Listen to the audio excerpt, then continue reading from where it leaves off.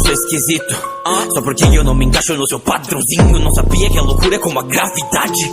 Só precisa de um impulso, matando e rindo, sério eu nem ligo. Enquanto for divertido pra mim, eu sou maníaco, dou um sorriso, porque no mundo só o caos não tem fim. Vocês me olham e me julgam como se no fundo vocês também não fossem assim. Eu pensava que as minhas piadas eram ruins. Tão insano que eu tenho área VIP em Arkham. Mais louco que o mundo, mais louco que o Batman. É que a minha mente é uma loucura, como um belo passeio no inferno. Eu só tenho uma pergunta: por que está tão sério? Sou só eu? Ou o mundo tá ficando mais louco? Quem mais percebeu? Decidiu me tudo botar fogo.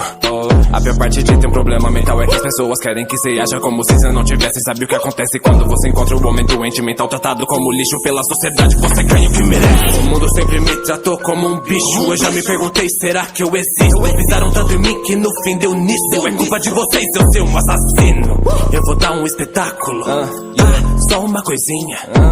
Quando for me anunciar, poderia me chamar de Coringa.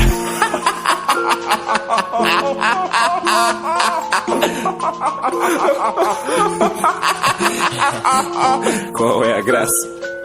Imaginei que você perguntaria. É que eu pensei numa piada, só você não entenderia. Senhoras e senhores, esse é o